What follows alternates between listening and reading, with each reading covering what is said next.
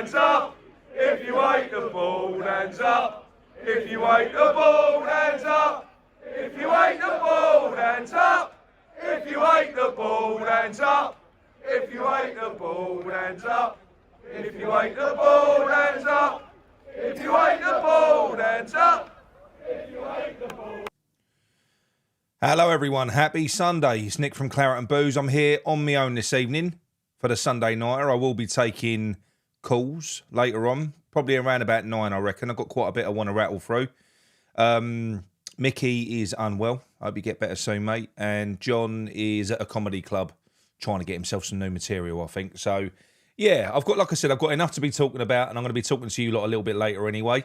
What I would say is please be forgiving with me with the comments, because it's very difficult for me to read all the comments and talk to you lot as well at the same time. All right, so I will go through them sporadically, and I can see them. I'm going to keep glancing at them. I can see them on the right hand side, but they're not going to be flashing up the whole way through the show like they normally are. All right.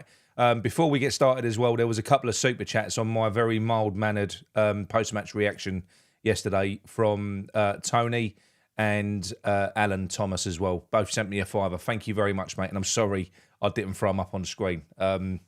Yeah, it's gone low on my blood pressure a little bit. But look, anyway, before we get started, if you're new to the channel, please subscribe, as loads of you have already. And don't forget, most importantly, drop a like on the video. That ain't the poxy love art in the live chat. You have to come out of the live chat for a minute and hit the thumbs up. But yes, okay, so the protest, I'm going to do another show on that. I mentioned that yesterday on the match reaction. I've got a load of material that Alan Thomas has very kindly provided me with that I've got to kind of stitch together. And what I'm going to do is a dedicated show next week with me. Probably going to try and get Alan on, Avram, and a couple of the others that was there with me. And we're going to throw all those videos and pictures up and stuff like that. We'll do that on a separate show. But that was a brilliant first protest. There was easily 3,000 to 3,500 people there, and I know from my conversations with Paul that they was only expecting a couple of thousand. So the turnout was fantastic. It was brilliant. So, but moving on to other things, you know, the more pressing situation, which is West Ham's status in the Premier League, because I know I keep on kind of throwing it out there flippantly, saying, "Oh, you know, if we get relegated, you know, look, listen." Romantically, I'm thinking back to when we was at Upton Park. I wouldn't care. I wouldn't care if we fell out the Premier League, typically. But when you kind of looked at that stadium the other day, and the last few games where it's been emptying out, and you know, even at the start of the game, it looks like to me you've got half the capacity in there. You've got a person, you've got an empty seat. All you can see is white seats. Oh, I just don't think it would be very good for us, especially with the financial state that this club, that this board have put us in. I don't know that it would be good for anyone. So this next move, we know that Potter's going to go, right? I'm going to go on to talk about this in a minute. We know very well that Potter is going to go. It's going to happen. He's done. He's dusted. He has been for a while. But this next roll of the dice from the board isn't just David Sullivan and Karen Brady's last roll of the dice. It's West Ham's. They've got to get this right. Now, I know that people are panicking and they're getting frustrated. Believe it or not, I'm not feeling like that at the minute. In fact, I'm relieved that they haven't done what they would usually do. Sullivan would have been itching, especially with the protests, to immediately throw Potter under the bus and McCauley, sack them so that in the media he can blame them, and he can hide behind that, go out, get another manager in and just keep on gambling and hope that it comes off. But it looks like somebody slammed the brakes on this, whether this is at board level or something else, I don't know. But one thing that I do know is for certain, we would 100% have been getting somebody like a Sean Dyche had these protests not been happening. So that is one massive tick for all the fans, for everyone that signed the petition, for everyone that shared details of the protest, for everyone that went to the protest. This movement and this voice that we've now got collectively, which has been pushed out to the mainstream media, they can't do it now. The last thing they can do is give us a manager that is really going to piss us off. They can't. And this is why they're stuck. And this is probably why they're having battles behind the scenes in terms of who do we appoint? What do we do? Where do we go? What's the right thing to do? I reckon they are completely confused with the situation that they are in. I mean, you've only got to look at Sullivan. The geezer just looks constantly fucking confused anyway, doesn't he?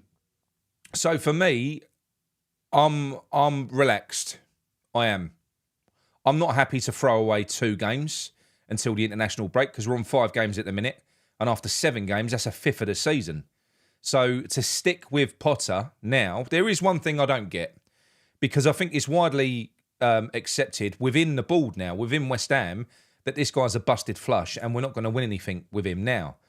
So let's just say what the rumours are true, and they don't want to. They want to do a soft landing for the new manager, whoever that is. It's bullshit. They're buying time. They just haven't got anyone lined up yet. By the way, that's all it is. That's literally it. They don't do soft landings. That does make sense to bring a manager in when you've got a run of games that are very winnable, so they can get off on the right foot. That does make sense, but it's not what West Ham do. So this story that they're churning out there at the moment is for them to buy time. So they're probably half hoping that he's going to get a result away at Everton. But the fact of the matter is, it looks like they're going to burn Everton and Arsenal, which means that we're going to be, let's face it, 7 games with 3 points. That's not good, is it? It really ain't. So for that reason, I can understand not going out there now and going and getting a manager, getting one, just panicking and going out there and getting another manager on a 2-year or a 3-year deal. Because when you're over a barrel like this, these managers won't sign off on 6 months or 9 months. They just won't do it. Very, very rarely anyway. So that's what we'd have to do. If we was going to go and get a Nuno in or a Dyche, they'd say, all right, I'll come in, but I want 2 years. We don't want that. We don't. It's the last thing that we want or that we need at the minute because we don't know who this group of players is going to suit for a start. We really don't. And I would rather they took their time. So for me, why they can't just sack Potter and get it done and put in a caretaker team in the interim, I have no clue. They'd have every bit. If we was to put in, a collection of people from the academy set up, maybe throw Noble in there for a few games as well. They couldn't do any worse. And you can start getting the poison out of the camp. You can. Maybe it will settle down a little bit. Maybe on the training ground it'll be a little bit better as well because, let's face it, Potter's gone. I mean, did you hear the interview with the Moose? Where the Moose went straight in on TalkSport. It was on the radio. And he went, so, Potter, do you think that, I can't remember exactly the line of questioning. Basically, do you think you're going to get sacked? No. Do you still think you're the right man for the job? Yes. That was it. So frosty, one-word answers.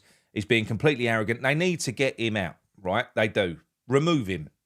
Put a caretaker manager in for the time being because they've got to get the next one right. Don't panic. They can't panic now. We're only 5 games into the season. So they must get it right. So for me, I'm quite happy that I haven't opened up the newspapers. And I'm sorry, I know a lot of you want Nuno Espirito Santo. You're entitled to want him. That's your choice. That's your belief. Personally, completely fucking disagree with you. I don't want him. And that's my choice. All right? You might like him. Don't mean I've got to. Don't want him. And it will go bad. Trust me. All right? But it's not happening anyway by the look of it. So don't worry about it. We can go on to talk about other things. The managers that are linked, as we know, for the hot seat is Nuno Espirito Santo. He's high up there on the list.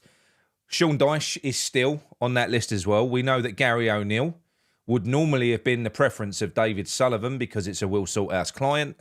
Slaven Bilic it's been confirmed more or less that he has been approached, whether that was just recently or weeks and months back. We don't know, but he's been lined up. They've kind of they've felt him up and said, Slav, do you fancy coming back in? Yeah, so they've got him lined up. The other one who's thrown his hat in the ring is Rafa Benitez, 65-year-old Rafa Benitez, who last managed, I think it was Celta Vigo in Spain, back in 23-24. He's come out and said he fancies a payday as well. So he wants to come back to the Premier League. We know that is a manager that David Sullivan has long chased and long admired. So that's another one that's thrown his hat into the ring.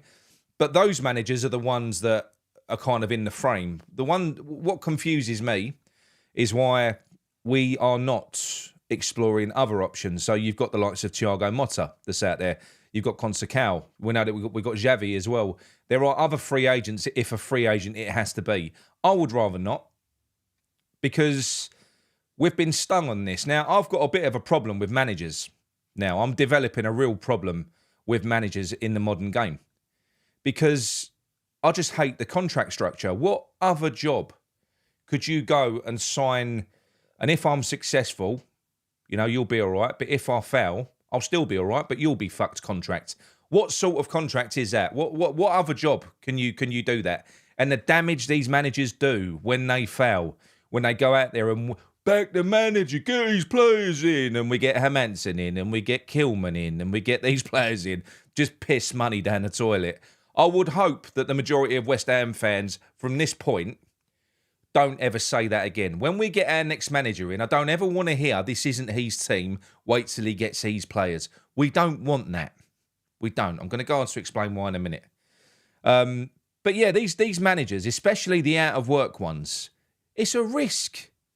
They're fucking, they are sharks, honestly. I mean, you saw how relaxed Potter was in that post-match interview. He don't care. He's going to get paid off. It doesn't matter. Look at how he's depreciated players. How he's fucking loaned Alvarez out. Look at the damage these people do to the club, and they can foul in the most catastrophic of ways, and then you have to pay them off and pay them the full value of their contract. I really have got a problem with it, and we've got to stop doing it.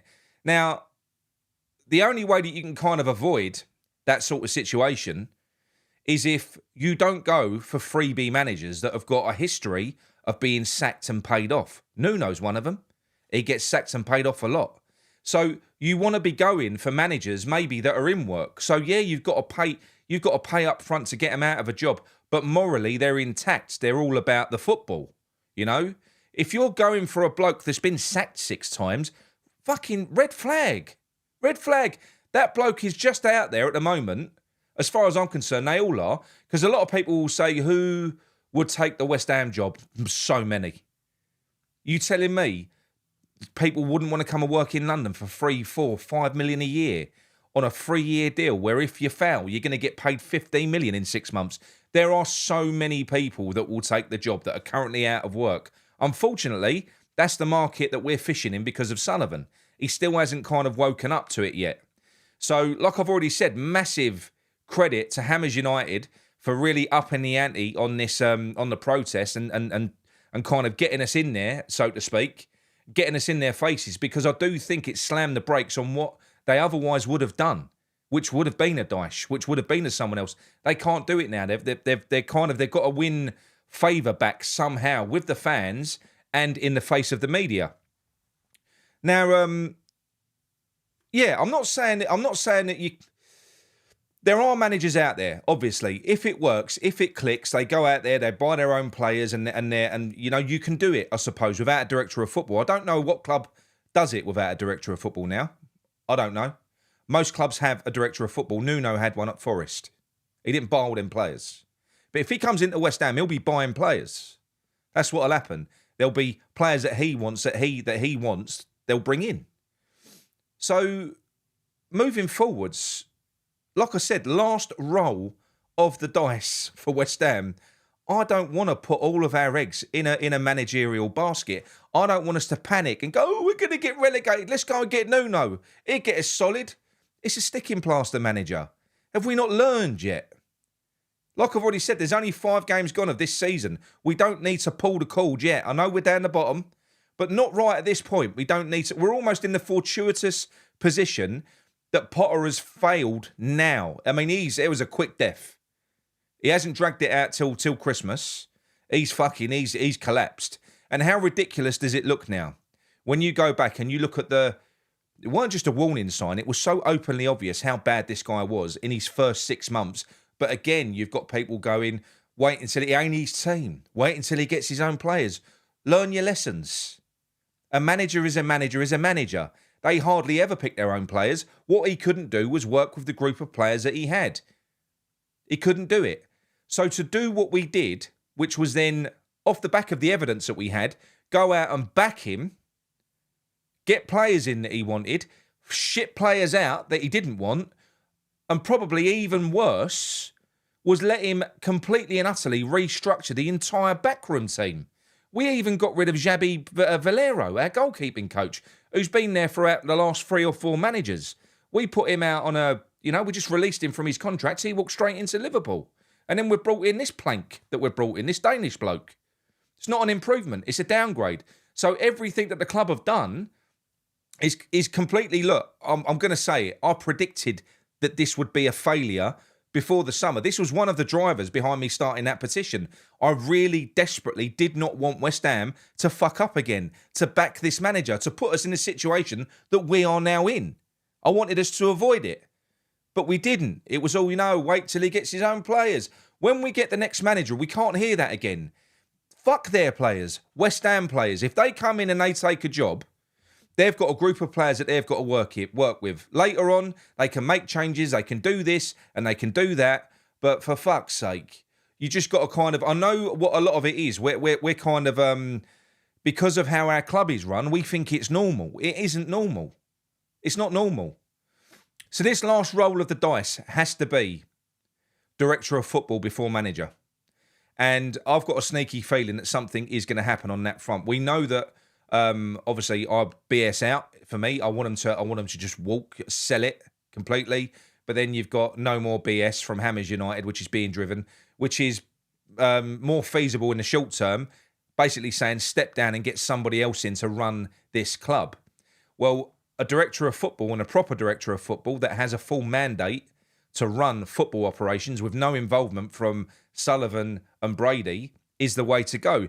Now, the fact of the matter is, when you go out and you do what we did before, which was you appoint Tim Stuyton, who wasn't an established director of football, he weren't really in a position where he could negotiate and say, no. I don't want to sit parallel with David Moyes. I want to be above him. I want the full role.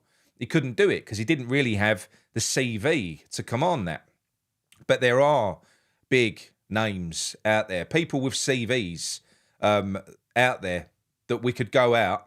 And directors of football are not like managers. They will look at West Ham like a project because that's what they are. The idea of being able to look at a car crash of a club like West Ham, and then for them to be able to turn that around with good investment and everything else. I've spoken about Rui Bras multiple times. When we went into Benfica when I was in a similar position to us, I was in financial turmoil, years and years of bad spending. He spent 320 million in his time there. He's recovered 1.2 billion, and they've won multiple titles and multiple fucking trophies. That's what they've done. Just saying.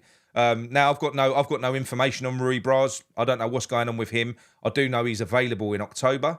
I know he's what he is. It's out there. They're doing a soft handover at the moment. I know that Mourinho's just joined, but I think it's Lopez who is his successor. He's got an offer on the table from Juventus. I think he's got offers from other places as well, but he has not made his decision yet. He is out there. He's out there. There's other directors of football as well. There's lots of them. And these guys that have got that type of CV will only come into West Ham on the proviso that they have full control. They will not have a watered down role because it's their name on the line. They're serious fucking people. They'll come in and it'll be literally, if I come in, you give me the keys. They oversee everything, the entire football operation in terms of manager recruitment, staff recruitment, everything that happens in the academy. And it's and they will have, if you've got a director of football who's kind of judged on the money that they make from a club and stuff like that, massive focus on youth development. So they will be getting in coaches that play the right type of football, that showcases the talents of players and stuff like that. But more importantly, it removes that kind of that manager picking players that he wants. That doesn't happen anymore. Because what will happen is the director of football will say, this is how West Ham are going to play. This is the West Ham way in his eyes. This is how we're going to play. This is going to be our style. We're going to buy players to suit that style, and then we're going to go out and recruit a head coach to coach it. Simple, isn't it? If that don't work with that coach, you sack him, you get another one in who plays the same style. And you keep going, and you keep going, and you keep going until it works. That's what you do.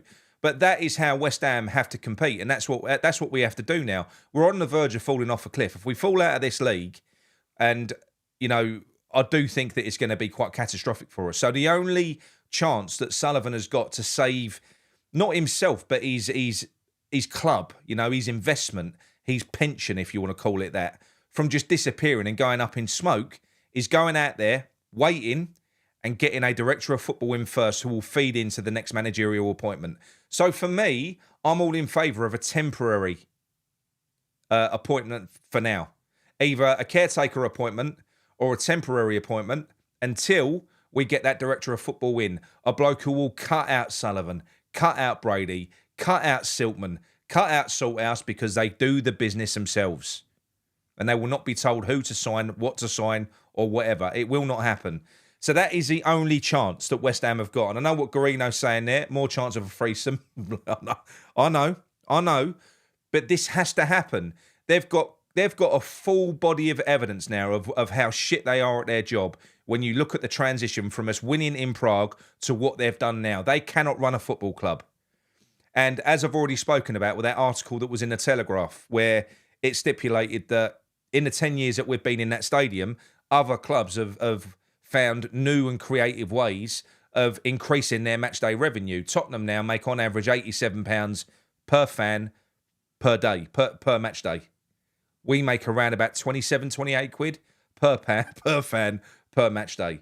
We can't compete with them at the minute. So the only way that West Ham can kind of generate the type of money that we need to generate, because we're locked into this stadium, is by doing the only business that we can do, and that's player transfers, playing the market right, getting in players at the right time, developing them and selling them at the right time as well. And then you have a situation where you've spent 300 million and you've made 1.2 billion. That is how you do it. That's how West Ham have got to do it now. So for me, that is what I want to see. I've already said I don't really care. Any manager that we go out and get now is not going to excite me, because nothing will change. They can go out and they could even get Xavi. They could get Dyche. They could get Benitez. They could get Bilic. They could get someone else. You've still got Sullivan and Brady and Salthouse and Silkman doing all the transfer dealings. Nothing will change at this club. There is only one thing that will: the director of football. And he has to be someone that's got full autonomy. That's it. And that is what we're calling out for. And if we've ever had a chance of Sullivan doing this and Sullivan buckling to pressure, it's now. It's now. Because if he did that, let's just say he did. Let's just fantasize for a minute and say that Sullivan goes out, gets a top director of football, gives him the keys, and this bloke turns it on in the next 6 months. First of all, Sullivan's out the picture. He's going to get bored because he ain't doing these dealings no more. He can't help his mates out or anything like that. But he'll have something to sell. We'll have more chance of him selling if the club is run properly. He'll have more chance of selling. His game at West Ham is over. It's done. His cover is blown in terms of what he's done. So he either drives West Ham into the ground out of spite, which is what he could do if we get relegated. He either drives us into the ground out of spite, or he gets someone in who's capable to help drive this club properly in the right direction. This is kind of what Hammers United are asking for. They're asking for CEOs and people to be put in the right positions within the club to run it properly. So this is his opportunity to do it now. He's got an opportunity now to start putting the pieces in place. Will he do it? Probably not. But nonetheless, what I'm saying is, the longer there's a gap, the more excited I'm going to get. Because 100% he would have been wanting to have that sacrificial lamb. He would have been wanting to throw Potter under the bus to save himself, because he's not happy at the minute. They had to go into the stadium the other day in unmarked cars and stuff like that. They're worried. They're rattled. You saw the face on Brady as well. She's got to go and sack her mate soon, isn't she? Well, that's what happens. That's what happens when you employ family friends, especially when they're no good at their job. Yeah, I think that now, if we've ever had a chance of something good happening and Sullivan making a good decision for the benefit of the club, it's now, because of the pressure that's on him. So we've got to be grateful that Potter has crashed and burned as quickly as he has, because like I said, if this had dragged out until Christmas, which is probably what they thought was going to happen, I don't think they thought it was going to be as bad as this. I reckon they probably thought around about Christmas time, ripcord, bring in Sean Dyche, no worries. They would never have anticipated it was going to go as badly as it has. This guy is shit, like beyond shit. So, yeah, that is for me what I'm hoping is going to happen. I'm hoping that it's going to be director of football first, and long-term manager later. We might go out and get an interim manager, someone on a short-term contract, but I'm hoping that what they do in the next few months is get a director of football in charge before January to come in, analyse his squad, analyse the academy, give us a bit of an identity again so that we know how West Ham play and it doesn't change with every manager we get. We won't be playing Moyes ball anymore. We won't be playing Lopetegui ball anymore. We won't be playing Potter ball. No. Do you know what football we'll be playing? We'll be playing West Ham. West Ham ball. The West Ham way. Because that's our style. That's our identity. Not the identity of some fucking overpaid... I don't know, mate. Honestly, that is such a blaggy job, isn't it, what they do? When you think of the amount of money they get paid and how secure they are, the more I think about it, the more they all piss me off. So that's the other thing. When you have a director of football, typically what they do is they go out and they get head coaches in on secure deals, KPI-driven deals. They'll go out and they'll get an up-and-coming coach that's got a performance-related contract. So if he fails, you can get rid of him and sack him like you could in a normal job. So you can keep rotating them. So for me, that would be the way that we do it. I know there is something else I wanted to say as well. There's Claret and Hugh putting articles out there. You've got Steinberg, you've got all these others, all putting out different stories. None of them are lining up now, are they? They're all of the normal ITKs, both official and unofficial, mainstream media and West Ham media. None of them are really lining up with what they're saying now. And do you know why? Because there is a media blackout. They've all admitted that Sullivan and Brady are not talking to the media. So don't go getting your knickers in a twist at the moment, especially when Claret and Hugh puts out a clickbait title. Because it's baseless. They're guessing. They're giving him 2 extra games. They're getting a short-term manager. They're doing this. They're doing it. They don't know. None of them know. There is a media blackout at the moment. They're all guessing. All of them. So I did want to say that. I know there's articles coming out, but don't believe any of it. Now, even less so, because they feed off of the board who have cut them off. They've cut them off. They're giving them nothing. Absolutely nothing at the minute. So, yeah. Let me know what your thoughts are on that in the chat anyway. We'll go on and talk about it a little bit more in a bit. But, yeah, for me, that is what we should be doing. And it's what we quite possibly could be doing. I don't know. Normally, in normal circumstances, we would have seen Potter sacked by this point. He's officially got a worse record than Avram Grant. And they know what happened that season. They know. So he is officially our worst ever manager. There's not even an argument there. So he's going to go. It's just what happens next. It's important. And we can't panic. We can't go out there and just grab the first manager that wants to take this job. We'll be in the same situation again. Yeah, for me, I'd rather just put a caretaker team in for the time being. Get him out. I do think we need to sack him. There's no way you should get Everton. Why? Why would you just give up 2 games? You'd at least give it a go, wouldn't you? I don't know. I've got no clue. But anyway, let me pair my phone up, and we'll get into the phone calls quicker than normal. 1 minute. Don't phone in yet. Don't phone in yet, people. Got a super chat there. Tony Watkins says, it's small, isn't it? That's what they all say. Hang on. Can I get that out of the way? 1 minute. Let's make that bigger. Tony says he's concerned what decent manager would want to come, let alone the lack of attraction of working with the Dwarf and Baron. Look, I don't think it's a case of what manager would want to come, mate. I really don't. If they're out of work and you're offering them £3 or £5 million a year to come and work in London with the chance of turning it around and becoming a hero and completely rebuilding your reputation, in a sense like what Moyes did, you're gonna bite their hands off. But how many managers, they're just money grabbers, mate. Honestly. And Nuno don't last long in jobs either. He does cause problems, that bloke. As well as playing shit football that I don't like. Right, hang on. Yeah, so anyone who's got, in my opinion, any manager that's got a long history of getting sacked and paid off, you fucking avoid them like the plague. Surely. Right, I have got a call coming tonight as well from someone that I met. I don't know if anyone saw the footage of, I think it was West Ham Fan TV's footage, and I got cornered by some nutty bloke in a cap, just like I was wearing a cap, and he was louder than me. Yes, I've got him phoning up. Kevin. Nice bloke. Hang on. That ain't worked. Right. Same every bloody time. Give us a minute, people. I know this is good TV. Hang on. Let's try again.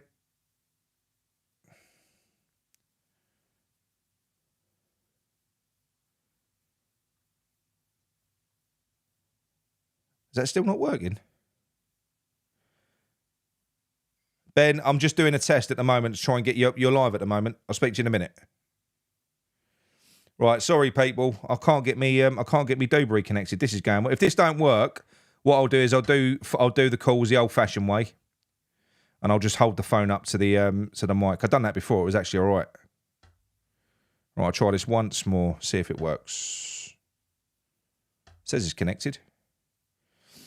Here we go.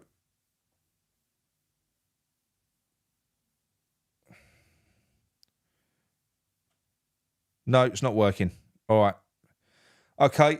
I'm going to have to do it the old-fashioned way, people. Sorry about that. I don't know why that's not working. Let me turn my Bluetooth off for a minute. And get the first caller on. So, let me get Kevin on the phone. You have to let me know if you can hear this, people, as well.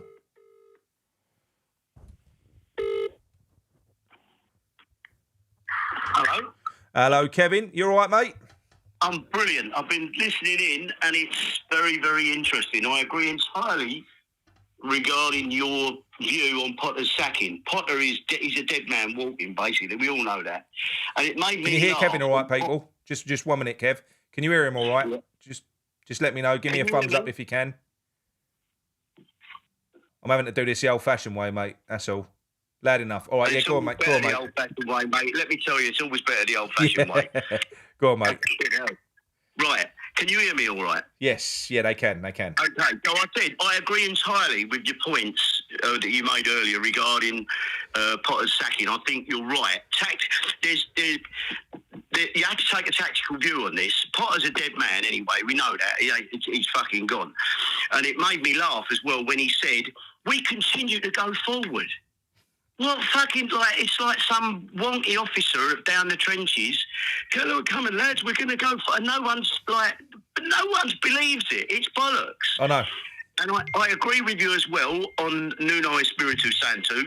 Very good points that you made the other week about him, about he's just another, a Latin version or a Portuguese version of David Moyes.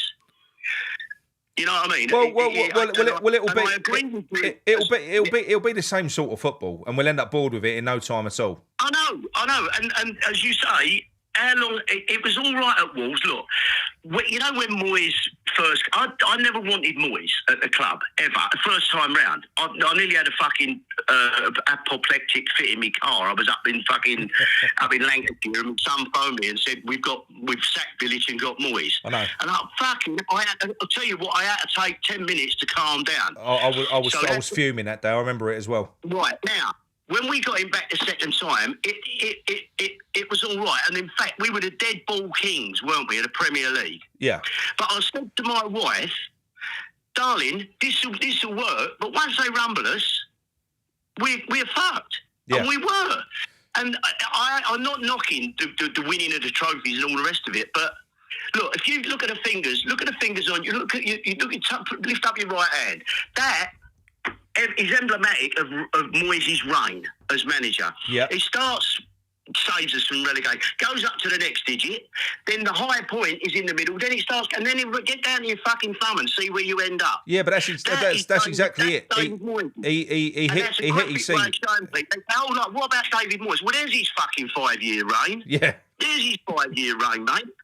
I agree with you on the managers, by the way. They are mercenaries, first and foremost. They're mercenaries. Mate, I am so pissed off with managers at the moment. I think they're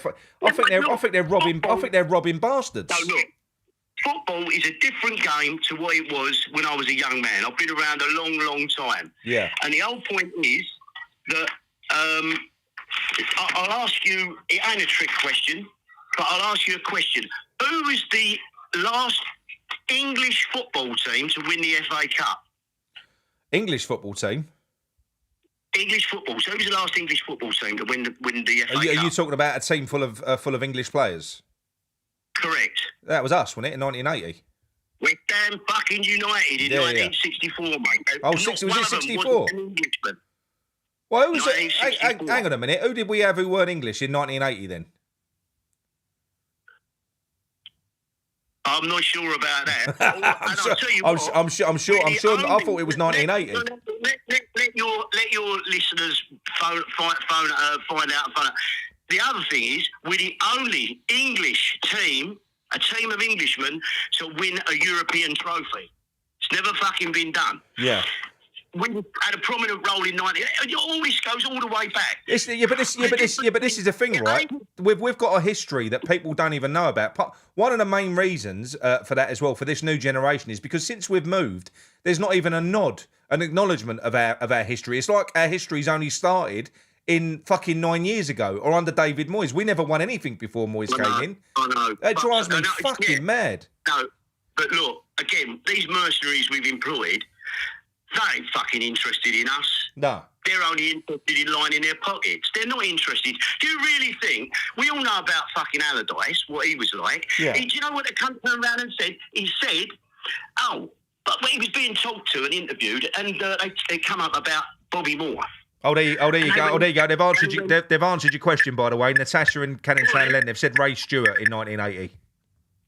But there you go. He wasn't an Englishman. Yeah. I'm not being funny. Yeah. I'm talking about... So, by Englishmen, a lot of them were relatively, in 1964, were relatively local blokes.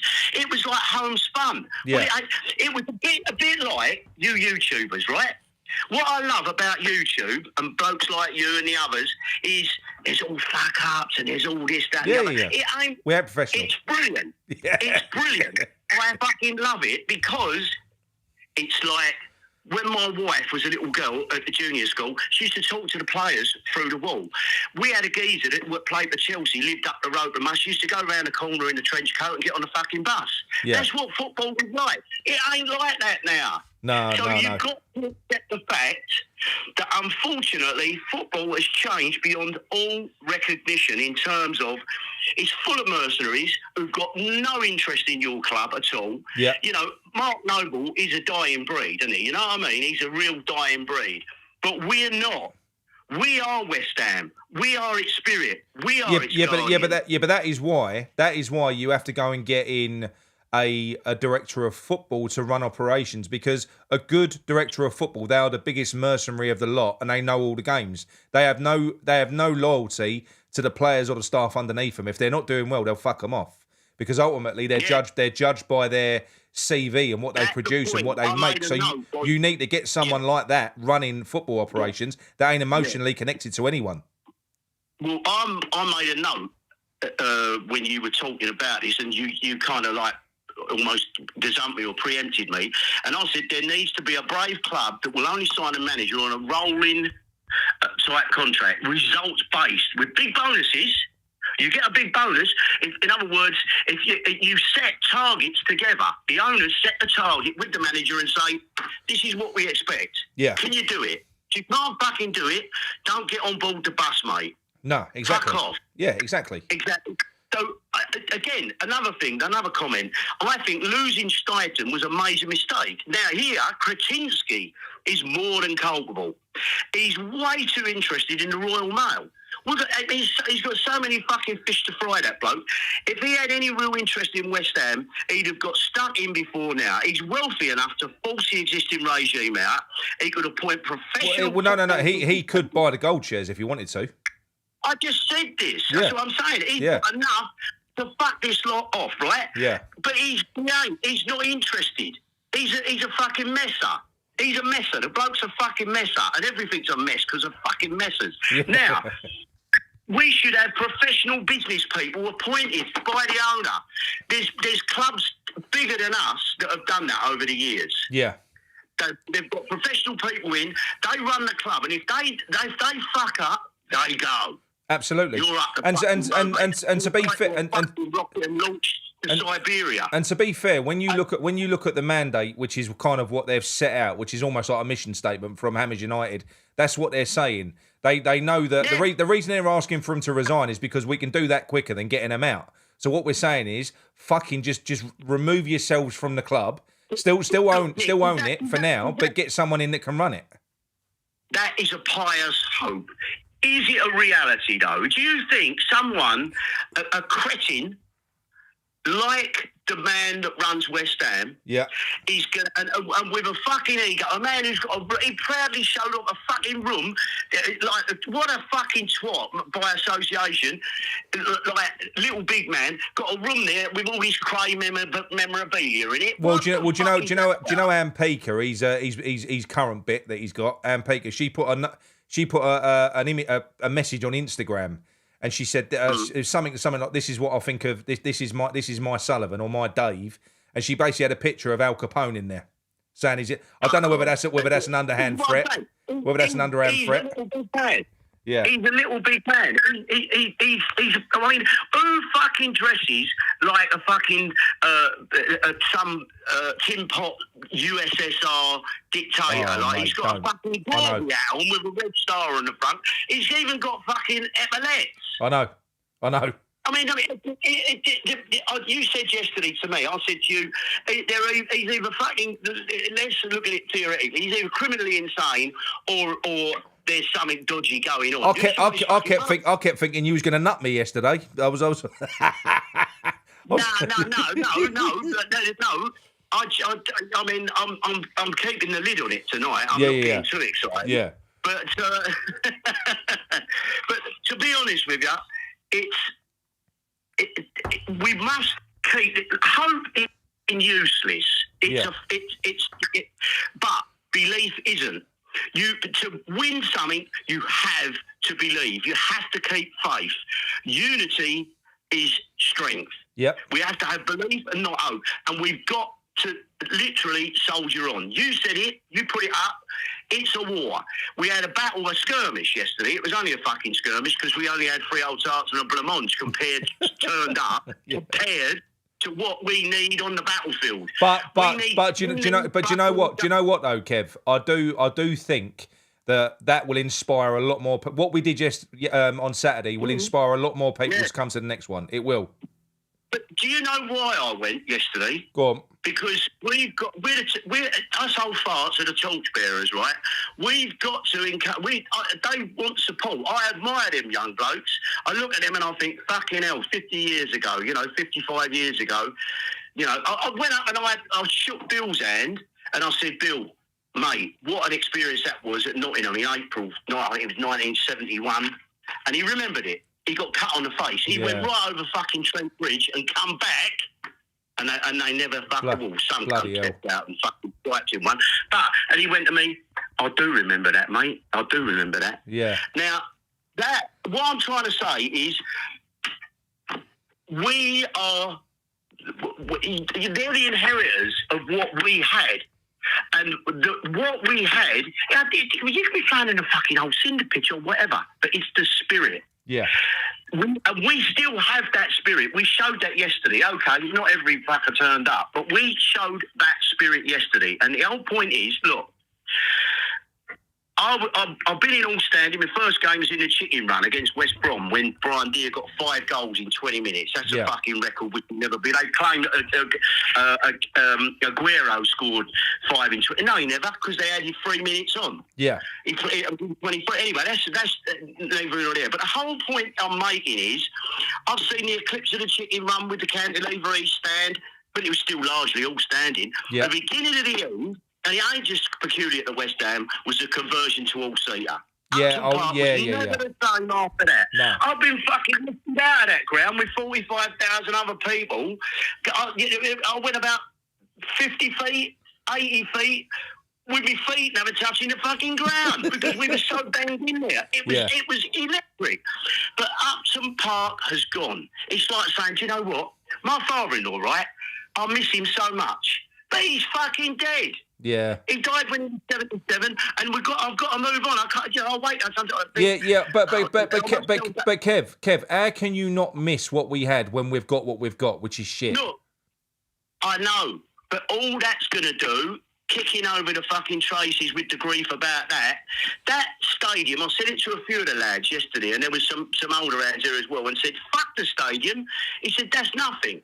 Yeah. The stadium, that stadium don't mean jack fucking shit. Yeah. We are a tribe. Like all the other clubs, we're a tribe. And you never kill the spirit of a tribe. No. You never kill the spirit of a tribe. We've got all our chants. We've got all our fucking heroes and everyone like that. You know, some of them are dead and some of them are still about, like Bill. But what I'm trying to say to you is, it's unity of purpose, unity of thought that is, and everything else. There's two things.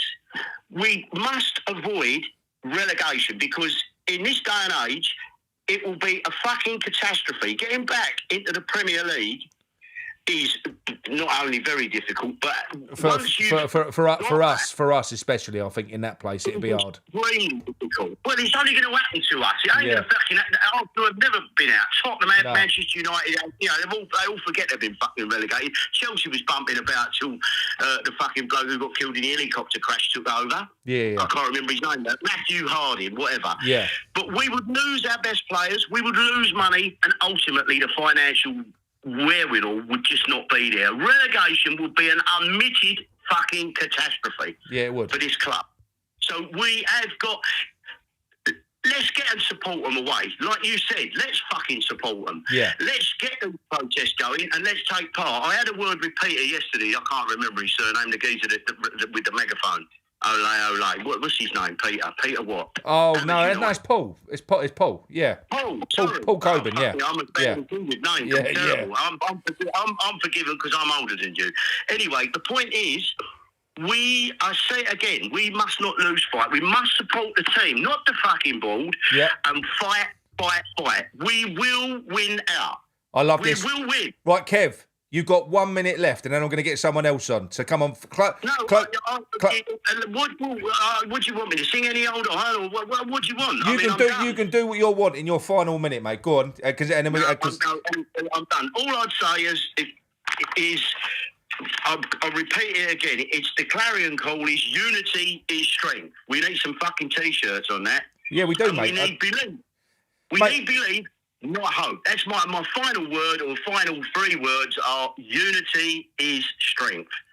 So you've gone on about it yourself. Forget about fucking arguing a toss. It's like Brexit, isn't it? You know what I mean? Everything is about division now, whether it's outside in the political world or even the microcosm inside our fucking club, divide and conquer. Well, it ain't fucking happening. Chump, it ain't fucking happening because unity is strength, and we are fucking West Ham. We are the spirit. We are. It's us. We are West Ham. Right, Kev, lovely talking to you, mate. You're a legend. I'll make sure I get you back on. All right, when you like. Cheers, Kev. Thanks very much, mate. Cheers. Thank you. Cheers, mate. Pleasure. Thank you, mate. Ta-da. Ta-da. He's a good man. Trust me, that bloke can fucking... So I spoke to him for about 20 minutes, half an hour. Geezer knows his stuff. What I'm going to do, bear with me for a minute. I'm going to reboot this console and see if I can get this working again, because I'm going to end up with a stiff arm doing that. So give us a minute. It'll just it'll go off for a minute. You'll lose me.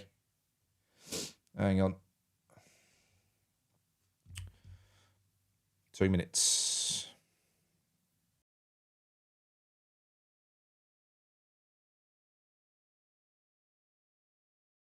Right, come back on. Here we go. Well, you'd probably still be able to hear me, but it's on me laptop at the moment. Give us a minute. I'm just going to reboot this thing. Fucking, it's just done this to me. It just does it for no good reason. Works, and then it don't. What about if I turn this on flight mode? I never know whether it's my phone or that thing doing it. Right, hang on. Give this one last go. Right, that's that. It's all back on. Back on now. How professional are my people, eh?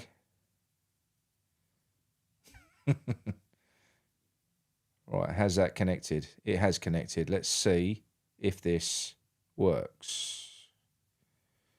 Come on, please work this time. It's still not working. It's got to be my phone. Right, hang on. It's got to be my phone. Bear with me, people. I know. It's still 1,000 of you here. I'm amazed. Don't forget, while you're still here, drop a like on the video. That ain't a love heart. Come out the live chat and press a thumbs up for me, please, if you can. Well, I'm just turning my phone back on. Just drives me mad holding my phone up there. Hang on. This would be the last thing I'll try, and then I'm just going to have to do it the other way. Come on, come back, you bastard. Come back. I have restarted everything. Even my phone. Right, let's give this a go. Right. Connect. Where are you? Oh, it is connected. Yes, it is. Right. Let's just try this.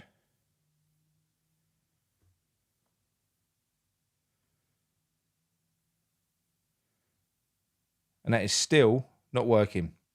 Can't fucking believe this. All right, okay, no worries. Let's phone up Gary. 1 minute, because I know Gary from Romford, who I met down there yesterday. Gary Romford. I'll sort that out, people, for next time. Sorry about that. Here we go.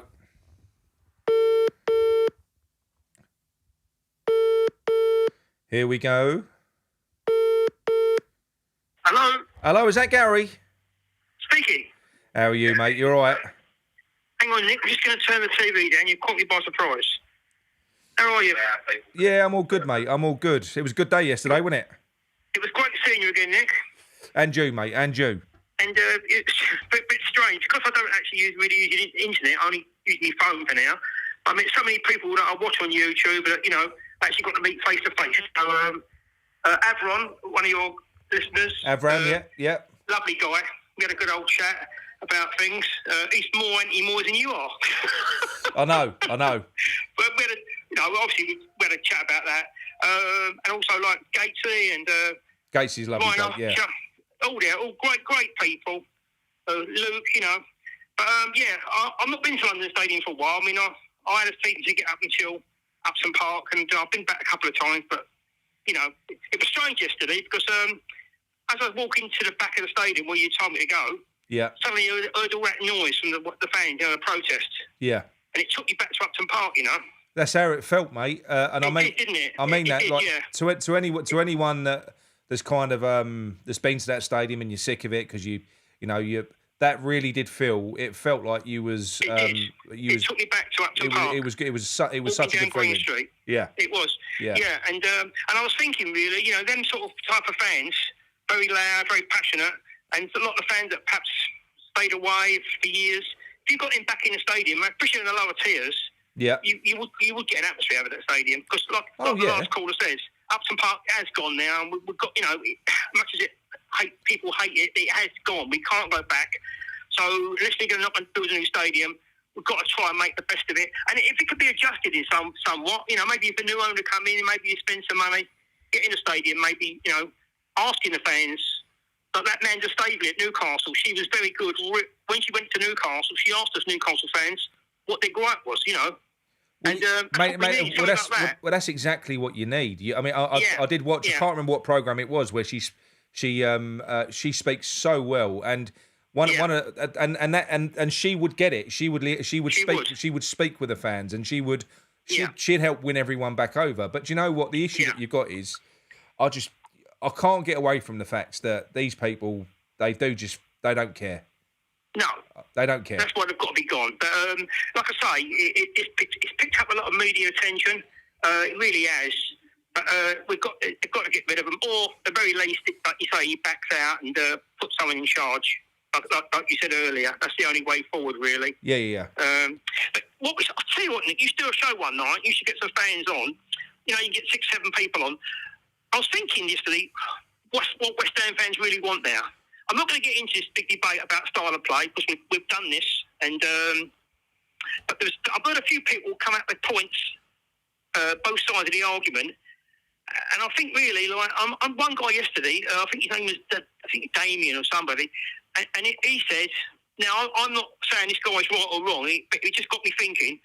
He said about, we've got to stop obsessing so much about the style of play. Now, not everyone will take kindly to that, but what he's saying is now, Nick, what he was saying is football now is more and more about athletes, about, having the legs. And when you think about it, we've been moaning about Ward-Prowse and Souček about not having legs in midfield. So there's some truth in that. And he said, the talisman type players, there's not so much space and room for them anymore in the modern game. Now I know you like them, you like the Paquetas and the Payets. But let me tell you something. Let me tell you something now. You will not get 60,000 people in that place watching shit, boring Dower football. That is the opinion of somebody that doesn't go to football and that just wants results and just wants to win and just wants status. Right. But that is all that is.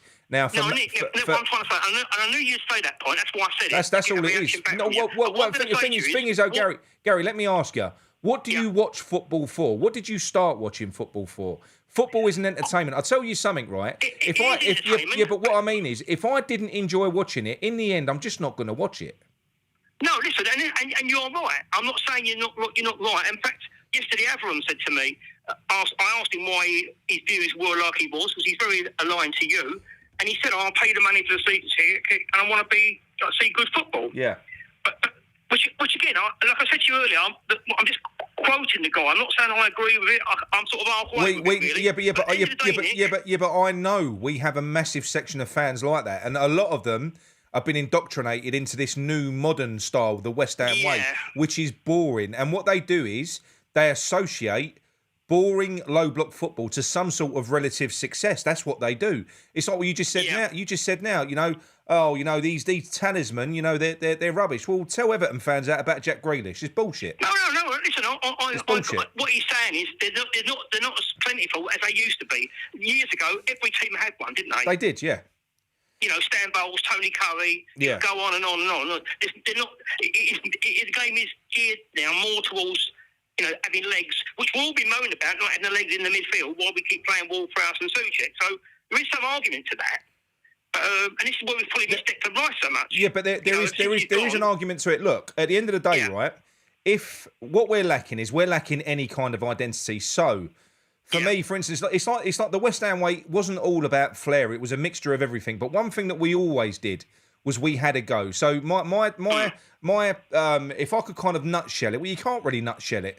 Right, it's the players on the pitch replicate the identity of the fans. Now, we were fit, we were fiery, we were aggressive. We had players that were fiery, that were aggressive. If you got someone on the ball, we'd have someone that would go and smash them. First and foremost, we'd put a tackle in, we'd take it back. And then we had flair. We win at teams. Some weeks we'd lose, some weeks we'd win. That was football. What we're watching now is the antithesis, and we are the worst fucking example of it in the Premier League. We are. What I want to say, Nick, is my other point, which I'm actually saying it because I know what you're going to say, and this is what I want you to say. Now, my other point is the manager. The manager, obviously, you want a manager that the fans can relate to.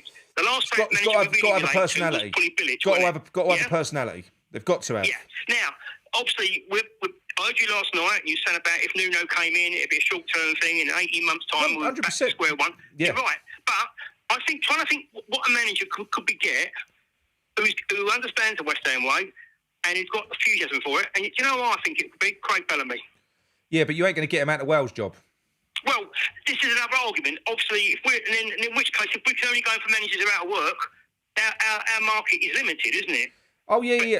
No, I agree. What do you think about Bellamy? Would that appeal to you? It does appeal to me, but even with Bellamy, I don't want Bellamy choosing his own players. Listen, what we're talking about now is what manager can we get in to save us? What manager can we get in to give us an identity again? No, fuck the manager. I want West Ham to set our identity. I want the West Ham way to be set by West Ham, and I want the bloke who's coaching the team to do as he's fucking told and coach that team accordingly.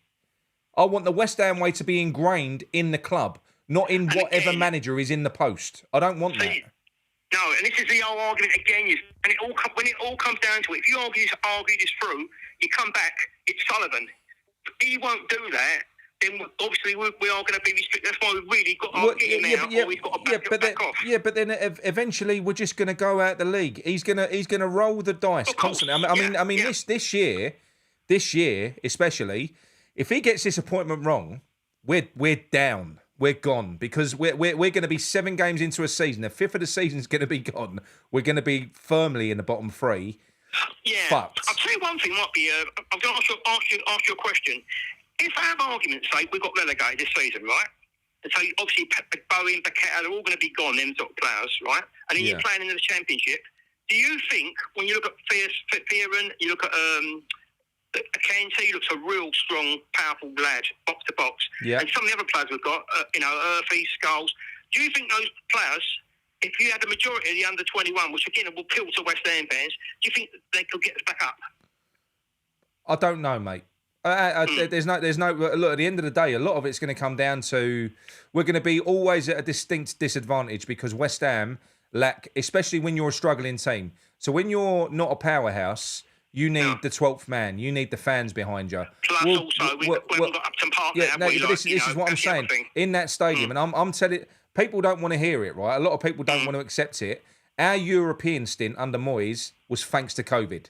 Because every other team in the league had a home advantage that they missed because their fans weren't there. The only team that didn't miss a home advantage was us because we've never had one in that stadium. We don't have a home advantage. You say that because you might have a point here because actually, if you look at that season, one of the teams that really struggled was Liverpool. Yeah. They lost about 5 home games in a row. Of course, because you're used to having that. You know, you take Leeds' fans away from Ellen Road. See how they do this year. They wouldn't do very well. Yeah. We're having to go into a season, a campaign. You've got to feel sorry, really, for the managers and for the players, for the situation that they're in, not just us. Because you're going up against these fucking fearsome teams who have got fearsome fan bases. It's 11 versus 12 when you and the weird thing is we're better away from home. Yeah, that's right. I mean, we've got 2 tough away games coming up, Everton and Arsenal. So, but like I said to you last week, here we're 5 games in, and as you pointed out, we're not. It's early days still, but obviously we don't want to get too far behind. We need to be in touch with the teams around us. To get pulled out. And it's, if you did get the right appointment in, you could, like I said last week, you can still turn this season around. We could, but if this 5 games turns into 10 and we've only got 3 points or 5 points, then I'm not being funny. We could almost be relegated by Christmas. I don't want to see this thing about coming out. He's got 1 more game, 2 more games. He's either Potter's your man or he's not. We all think he's not. So just get rid of him. This goes back to what I was saying earlier on. People are getting excited. Because look, everyone out there has got to make YouTube channels have got to put out stories. For news vendors have got to make fucking news because Sullivan and Brady ain't talking to him at the minute. So at the moment, the situation is Potter's still here. Why is that? They're making shit up. They literally are because they're not getting information from the club. And I'm saying even the big journalists, they're making stuff up now. It's theory. They're coming up with theories. Could you have a delay, B? I saw something earlier about the ballroom the split, about who they want as an ex-manager. Well, yeah, because of course there is, because you've got Sullivan who's lost credibility with Lopetegui, and you've got Brady who's lost credibility with Potter, and they're both going to want to have a say in the direction that we take.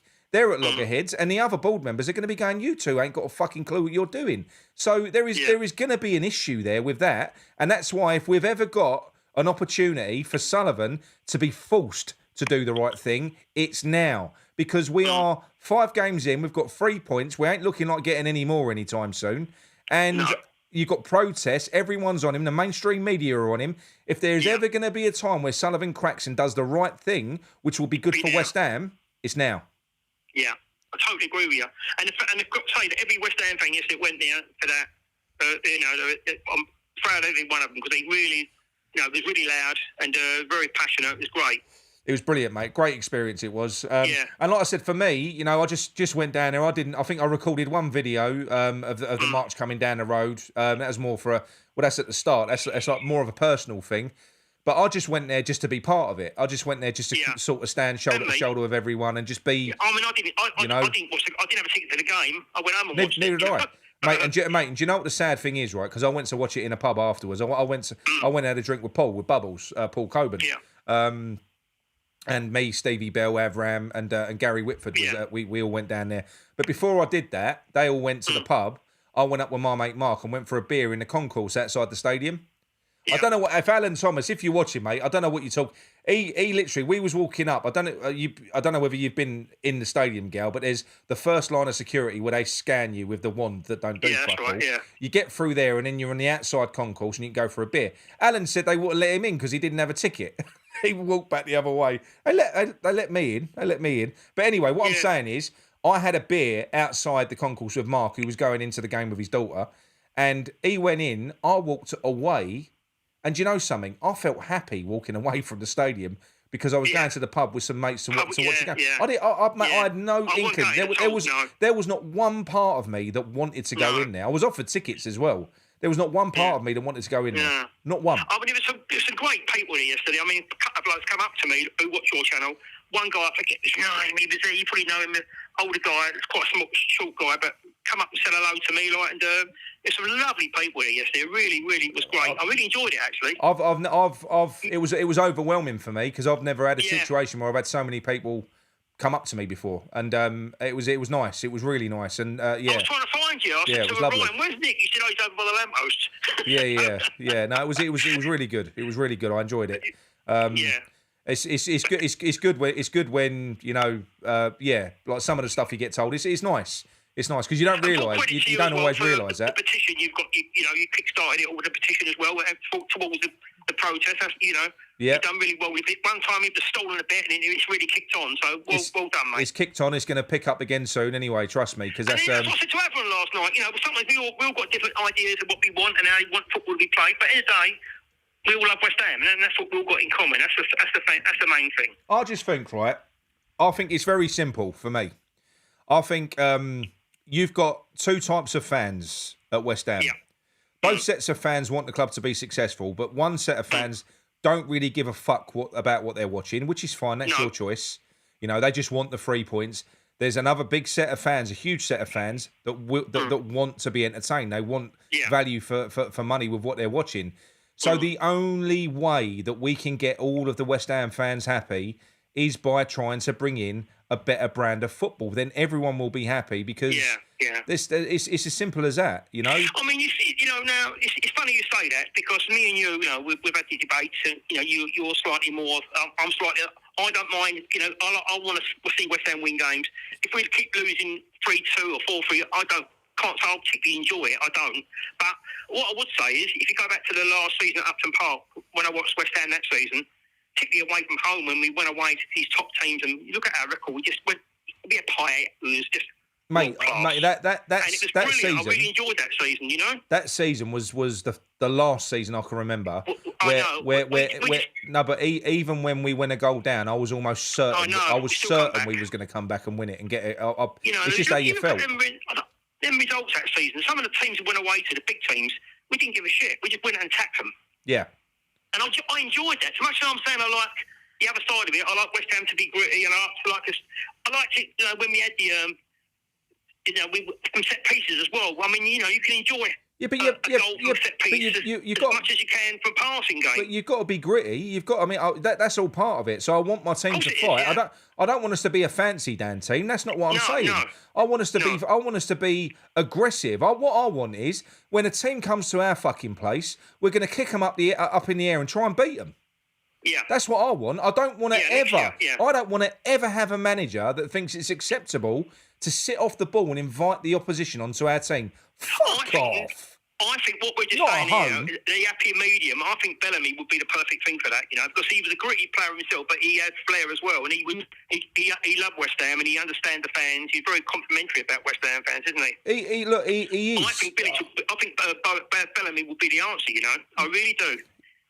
But again, I don't just want a manager without a director of football because you still. I'm not saying that, but I'm just saying that if you're the director of football running it, but Bellamy was actually running that team and doing the team talks all day long. But for me, I'm not as like I've said in the thing earlier on. I'm really getting bored with fucking managers in general. Yeah. I'm fed up of it. We play Moyes ball. We play Lopetegui ball. We play fuck off Potter ball. I don't want to play. I don't want my identity of my football team to be tied to some fucking drip on the sidelines. I really don't.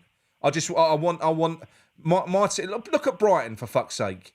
Brighton play the Brighton way. Yeah. They play, you know. When you look back at it, two of my favourite West Ham fans of all time was Billy Bonds and Trevor Brooking. Totally different types of styles of player. Yeah. But you need a bit of both, don't you? You need a bit of both. You need a bit of grit. You need a bit of steel. Yeah. Absolutely, that was all part of it as well. I'm not saying that. I've never tried to say I just want a fancy Dan. No, man. I'm not saying that, but I want. I want the antithesis of what West Ham are now.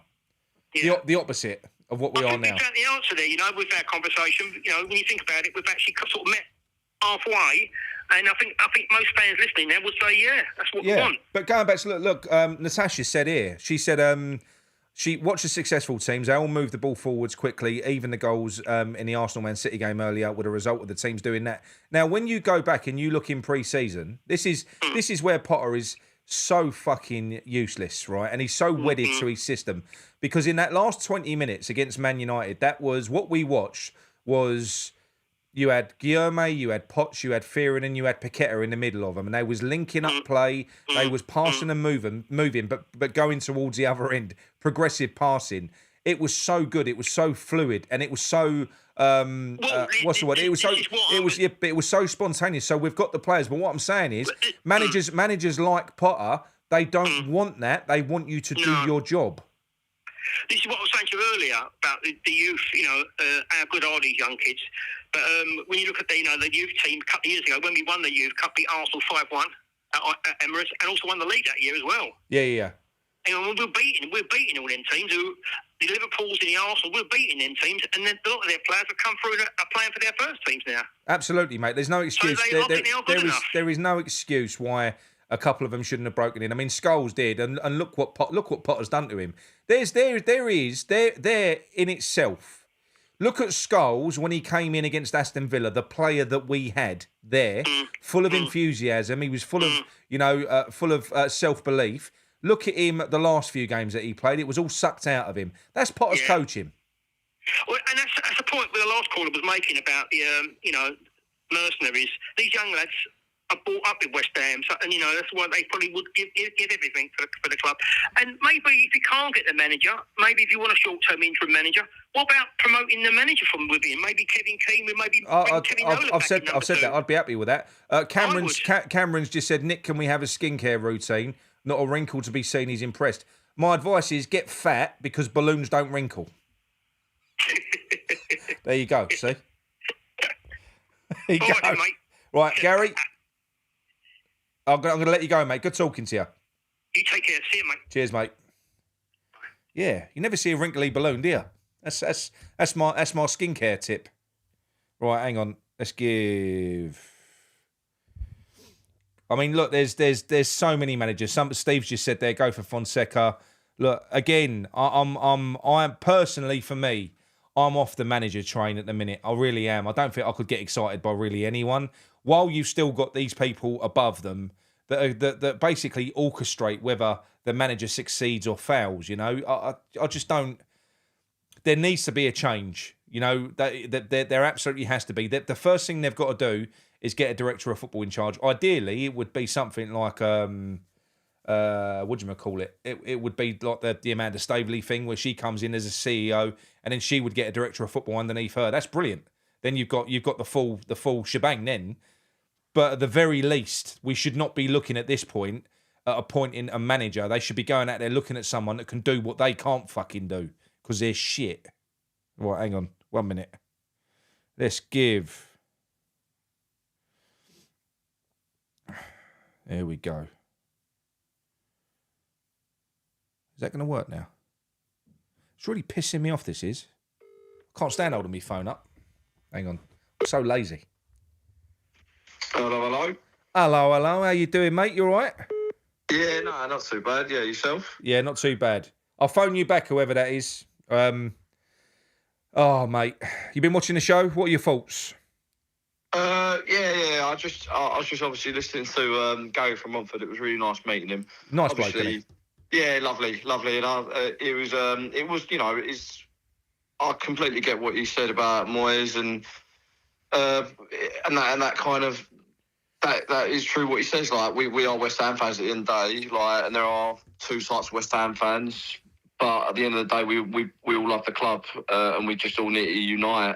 But no, I had a cracking day yesterday. It was great seeing everyone, and Kev earlier and obviously Gal has just been on. Like they've both hit the nail on the head, saying that that really did remind me of the old days at Upton Park. Yeah, what he was saying there, Gary, when he said he was walking to the stadium and he could hear it did feel like that. And you know something, and this is no slight on the Ironworks Alliance. You know, credit to them, they're trying. I mean, I'm not going to criticise anyone for trying to get something going in that place.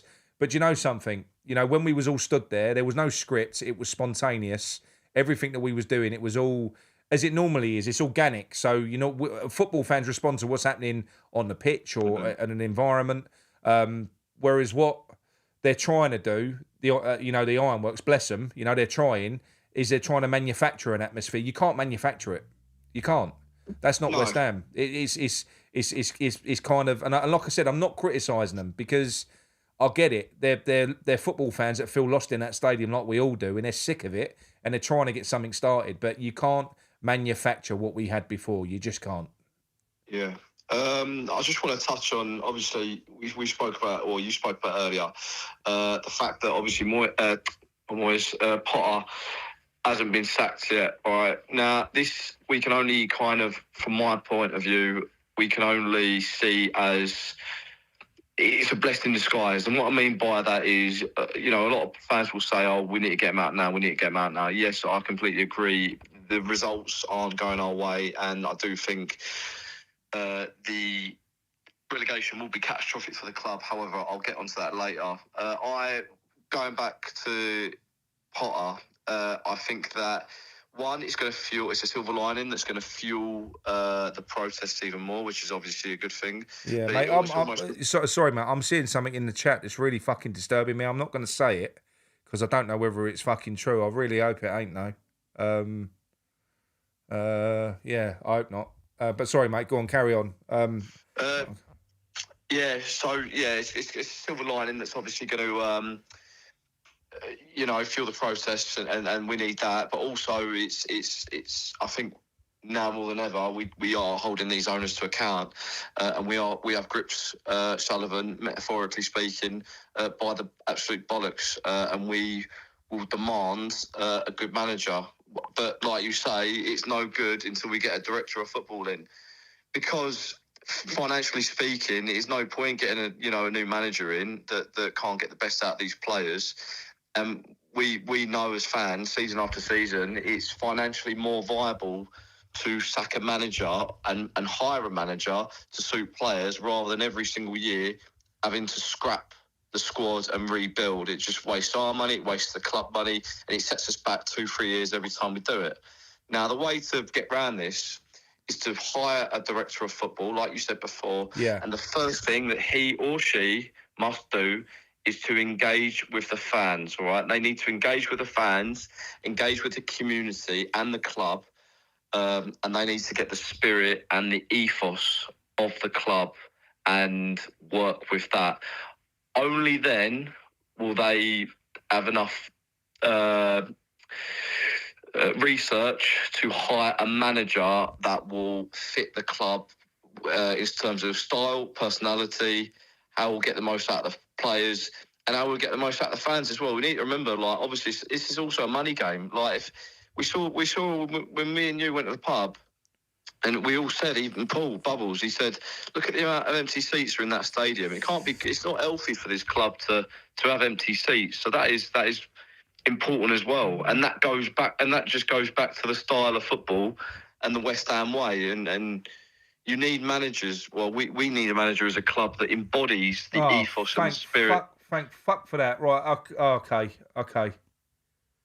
Are people telling me he's all right? He's okay, yeah? I mean, what a fucking horrible rumour to put around.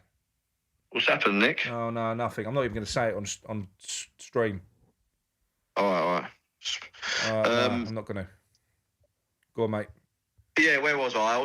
So the most important thing is once we do hire, first things first, a CEO to obviously, once Cameron Brady steps down, an actual CEO to run the club. Not only then they can hire a director of football who has the keys, but also has the best, wants to embody the ethos and the club ethos and of not only the club but also the community, and that goes back to what we were saying earlier about you want a few players play a bit of style and that, but you also want that kind of East End grit and our nature of us, and that kind of working class spirit, and that goes hand in hand with hiring a manager that this club desperately needs to do to connect with the fans, because at the minute it is they seem to have hired a manager that is the complete opposite. It's the antithesis of what West Ham United means to me anyway.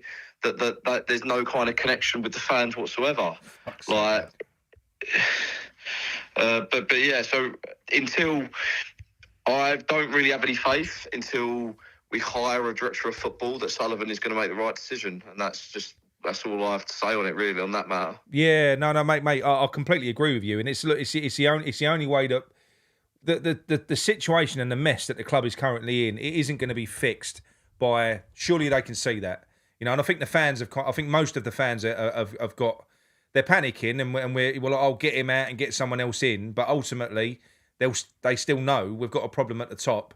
So I just feel like we're doomed this season, and I think. Whatever manager we go out and get, they've got such a tall order to try and save us whilst working in this current environment.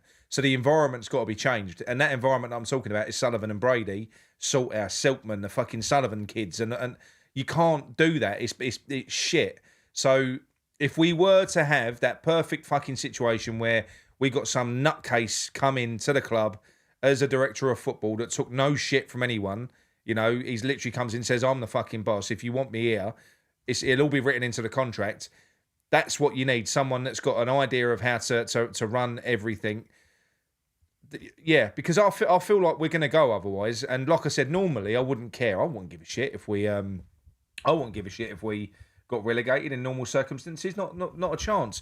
But when you look at that stadium the other day and you saw the empty seats, you're sitting there thinking to yourself, mate, if we got relegated, that'd be bad, I reckon. I think it'd be bad. Yeah. I think it would be bad. I mean, we spoke about this before. I do think that it would cleanse the fan base, though. I would rather, and we said, I think you get a lot of West Ham fans come back, old school West Ham fans come back to us, just, and I think because they would, I don't think there'd be a chance of you standing next to like some tourists who don't really care about the club. I said to Paul, I'd rather go and watch West Ham in that bowl with 30,000 proper West Ham fans. We're all together, probably close the top off. I'd rather go and watch them with 30,000. No. Oh, mate, so would I. 100%. If you could guarantee it, if you could have kind of a multiplication of the atmosphere that we had at that protest in the bottom tiers of the stadium. Even a third of the capacity, just like just 20,000, it would be better than what you've got in there at the moment. It would just close the top. I mean, the top tiers are shit anyway. Just close them off. Yeah, you don't really hear any noise from the top tiers anyway. No. You're like, that's where people just kind of because it's just physically not possible to kind of project kind of the volume from those top tiers. Yeah. But I think. Potentially, I would have liked. I mean, alternatively, going back to the manager situation, having an interim manager in and sacking Graham Potter, but not rushing. That's the thing as well. I don't want them to rush on the decision. I don't want them to just have a knee-jerk reaction and grab the nearest kind of like Paul Cord manager. They do need to get it right, and I want them to take their time in this managerial. Obviously not too long, because we are I think struggling. I think the real panic that people have got. I think you'd get excitement set in. I think the panic that people have got is that Potter's still here. That's the panic. I think if we got rid of Potter and just got rid of him, so he was gone, right? He's gone. The Potter era is over. instill a caretaker, because I don't even think you need your badges. They'll all have them anyway, like Kevin Keane or someone. They'll have their badges, but you put someone in. I think you got 10 games anyway in a caretaker capacity for someone to take over that club. Removes the pressure. We're not winning anyway. They ain't going to have no pressure on them. But then what we can do is, well, the club have got time to take their time and recruit properly and assess the situation, and we can get excited a little bit and think about who's going to come in next. I don't want to know that Nuno's about to be announced before Potter's sacked. They do it every time. They done it. They done it with Moyes. You know, Moyes with Bilic, Moyes with Pellegrini. They done it with Potter with Moyes. That every single time they've always got that next man lined up before. It's like they think, you know, well, what if we can't get a manager? That's almost how they act. They act like, well, we can't get rid of this one. What if we can't get another one? It's fucking terrible the way they perform. Yeah, they've never. I can't think of. I mean, I don't think this ownership anyway. I don't think we've ever had an interim manager in the first place anyway. I think I've never seen them do it. Yeah, I'm with Garino personally. He's gone #Nuno out. I like it. I like it, Garino. Yeah. No to Nuno, because I'm gonna get the mugs made up already. Yeah. Not only does Nuno. He's not the West Ham way. He's not. He will divide West Ham fans just the same as Moyes. He's a Portuguese Moyes, but also we don't have the team anymore to play that style of football. We don't have a low block team. No. That's the other thing that bothers me as well. Is you're right. You know, because don't forget, right? David Moyes is when he was in his pomp. We had Zuma, Ogbonna, we had Dawson, but more importantly, we had a world-class central defensive midfielder. That's what we had, covering them, shielding, making up for a multitude of sins within that team. Imagine getting a manager in now whose game plan would be to sit back and invite the opposition on. Yeah, we don't even have a goalkeeper now that can survive being peppered. Put Fabs in. Yeah, exactly. We'd have to, but I mean, we don't have defenders that what was it you say? You call it the Alamo, don't you? Like we don't have defenders that can just constantly the mental fortitude to be under the Alamo for practically 80 minutes, hopefully get a corner and then just get a smash and grab win. They ain't in this, and it's not. The annoying thing is, one of Moyes' redeeming features was that he could grind out results, couldn't he? He could. I don't think. Yeah. No. Look. Without a doubt, I don't think David Moyes ever lost one of these last Chance Saloon games. Whenever he needed to win, he fucking won. He won every time without fail. He got a result. Yeah. Nuno just screams. I mean, if you only look at him, one, he falls out with ownership, so I don't think he'd be in a great fit in that sense. And then two, he went to a similar club with us, he went to Spurs, he done awful there, and that was under Levy, who arguably is a lot, was a better kind of controller than Sullivan was by the power of 10. So could you imagine under Sullivan, Nuno, trying to bring his players in? It wouldn't work. It wouldn't work. And Nuno would fall out with him in no time because he ain't a yes man. Nuno's not a yes man at all, and he likes a payoff. He'd be getting a payoff double quick, a little bit like Potter. I mean, this is his second. Do you know what? If you put the Chelsea, because he's gone now, right? So it's basically half a season and a few games, and he had what? Not even half a season at Chelsea. He's going to have made about 25 million from a year's work. Yeah. Collectively, between those two jobs. About 20. Tell me how that's right. How you can go into a job and be so shit and get paid off like that. It's disgusting, but and that but that will never change. I think that's just football nowadays. But going back to Nuno, what was quite surprising when he wasn't announced, because I was, to be honest with you, this morning I was expecting an announcement from the club with the corner flag. So was I. Saying that, however, I do think it's very telling that Nuno was pictured outside David Sullivan's gaff in Faded Boys or wherever it is. Yeah. And I genuinely think they must have not come to an agreement. I reckon he's still lined up, mate.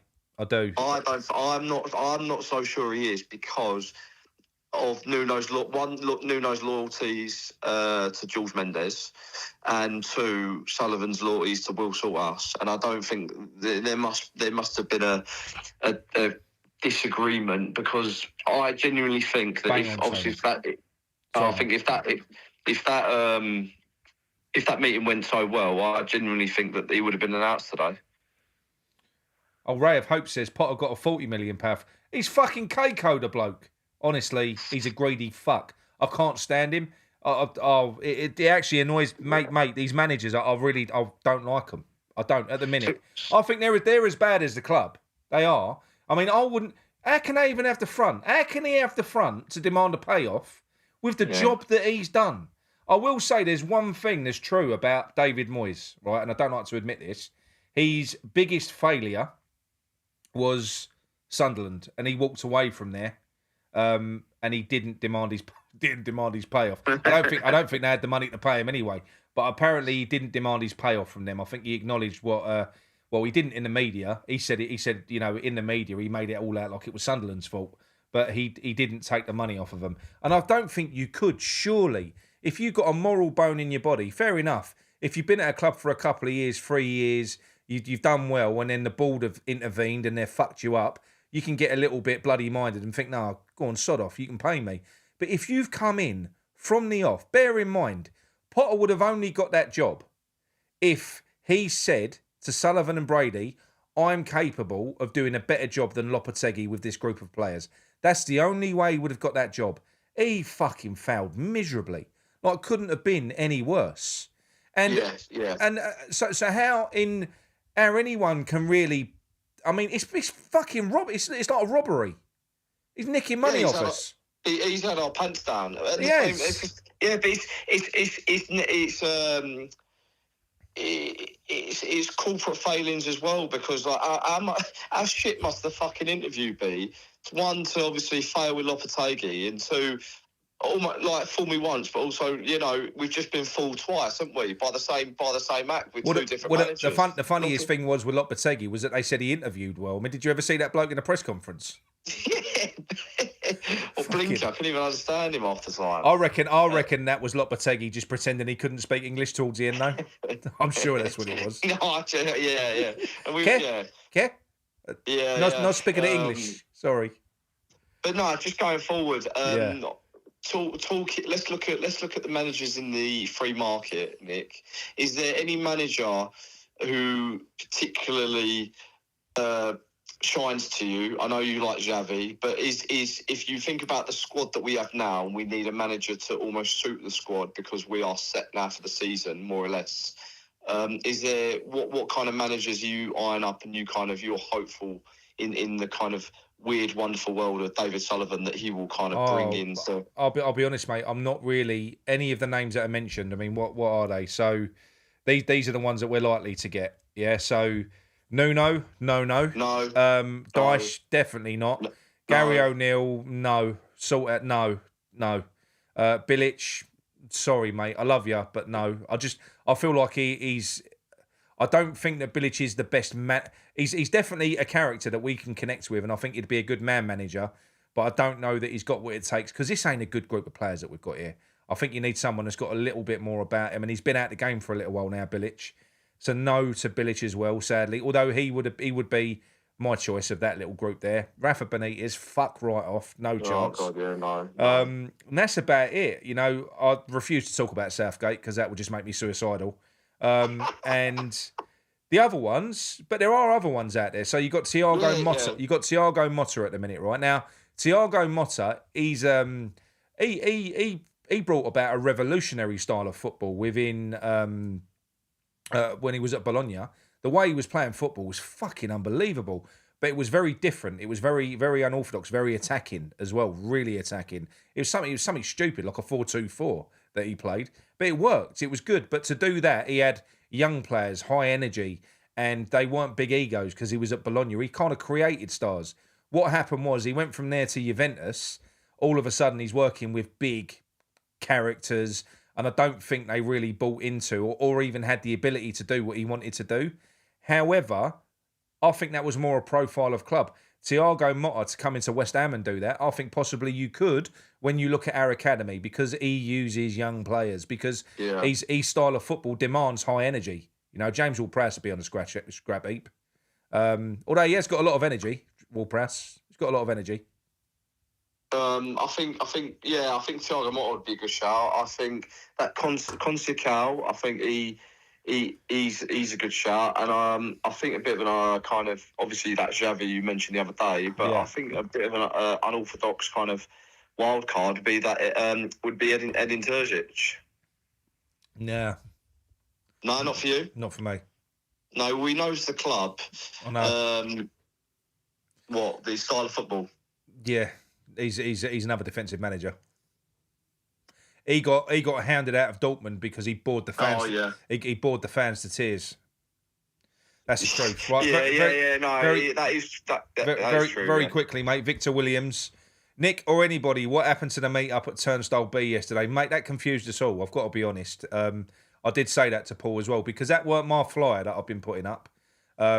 So entrance B, you know, is up sort of on the concourse, isn't it? So a lot of people were getting confused, and there was a lot of people that were at the protest, but not at the protest. They was kind of watching it because they was outside entrance B. It was gate 1. You know, we only kind of we went on to Marshgate Lane. So moving forwards, they'll obviously make sure they get the location a little bit more bang on. But I was also confused, Victor. You know, I went between entrance B and gate 1, and we just went where the most people was in the end. Go on, mate. Anyway. Yeah, I'd have Victor Bruno. Yeah. I think he's a good shout, to be fair. He's quite an attacking manager. He's got a decent record as well. I think Roger Schmidt, I think he seems to be a decent manager as well. I'd say he's decent. He plays good football. Yeah, he does, yeah.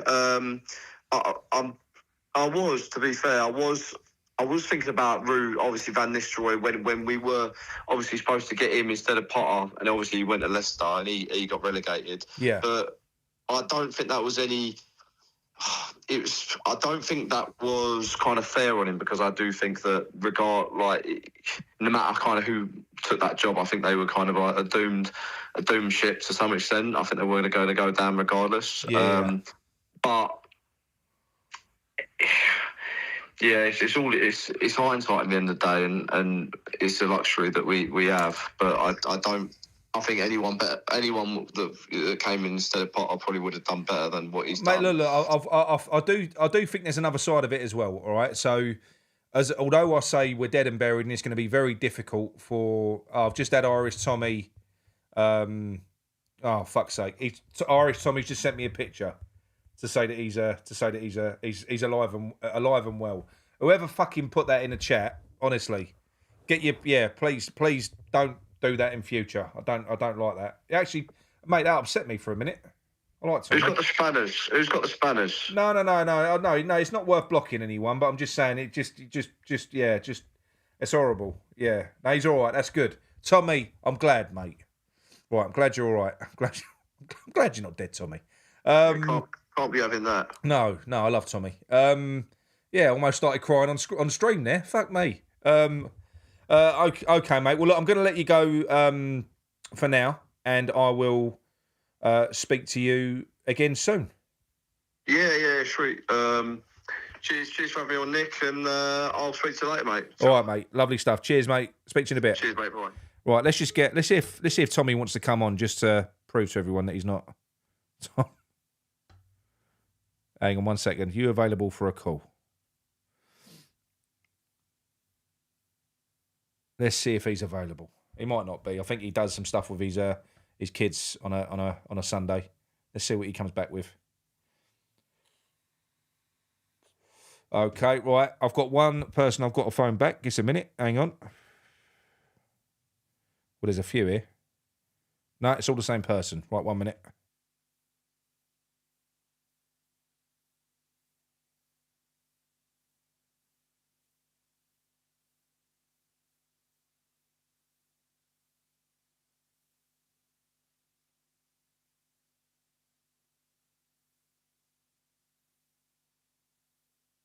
Here we go. Yeah, Right, everyone, we've got Barry. How you doing? How you doing, mate? I'm all good. Do you know, yesterday was the first time I've stayed for 90 minutes, bored me as shitless. Oh, you did stay? You stayed for 90 minutes? It's only I was going out afterwards. Yeah. But listen, you can discuss all the managers you like. It doesn't matter who we get in there. They're going to have to be, yes, Ben Sullivan. That's all they're going to be. Well, this is the worry and this is a concern. The only thing that's making me feel like I think that we've pissed on his parade a little bit because, well, first of all, Potter has, because Potter's failed far quicker than I think he anticipated. I think he always was going to get rid of him. He was always going to be a sacrificial lamb, but he's proper crashed and burned. And I think they was always going to go for one of their usuals. It would have been a Gary O'Neill. It would have been a Dice. But because it's gone so bad, because these protests are happening, I think we've fucked him a little bit. We have, because he can't do that at the moment. And that's why I'm actually quite happy when I think about it. He ain't been sacked yet, because it proves that they're in a state of disarray. They don't know what to do now. I don't think that's a bad thing. I've heard he's gone tomorrow. Have you? Yeah. Well, I'll be happy if he goes. I won't be happy necessarily if they're gonna fucking appoint some dodgy manager on a 2-year deal to replace him. I mean, that's just jumping from one disaster to another. If they do that, Well, what I want to know is, I just don't get this club, right? I just don't get it. I've been over here for 50 years now supporting them. I just don't get it. It's everything that Sullivan does turns to shit. We were walled by Birmingham. Yeah, they told us what was going to happen, and it's all come true. Yeah, all come true. And I really to say it, and it's a horrible thing to say in her life. The only chance you got if he dies. Well, that's wicked to say, but it's not really. To be honest, with what he's done with us, I'm not being funny. I've got no. I don't wish that on anyone. But with all due respect, if that's the only way he's going to move out of this club, I'm not going to be. I'm pretty sure Lockie wouldn't be, giving a shit about one of us fucking pegging it. I mean, did you see the letter from the club to the 7-month-old boy that passed away? Did you see it? Yeah. I mean, how fucking scummy and low life can we get? Yeah, they're just. They don't give a shit about us. So, with all due respect, I definitely don't give a shit about him. So, and I was talking to the fellow next to me the other day, yesterday at the game. He was saying, "Oh yeah, but out of 3, Gold." I went, "No, Gold was just as bad as them. Probably the better one out of 3, but he was just as bad." Mate, people in the chat want to know what Barry you are. I've got Barry Manilow. I've got Barry Bethel. I've got Barry Silkman. Gareth Barry. Oh, I ain't fucking Barry Silkman, that's for sure. Right.